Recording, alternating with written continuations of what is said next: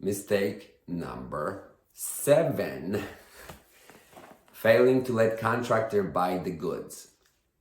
Everybody knows building materials is not a problem, such as cement boards, grout, drywall compound, and so forth. However, I know it could be tempting to buy stuff on sale when you see it.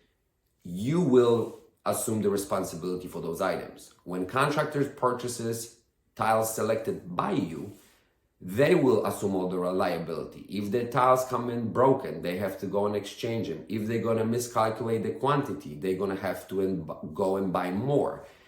You will be hands off just monitoring overall project status versus being in the project, making deliveries, doing the exchanges, or whatever else comes along with it.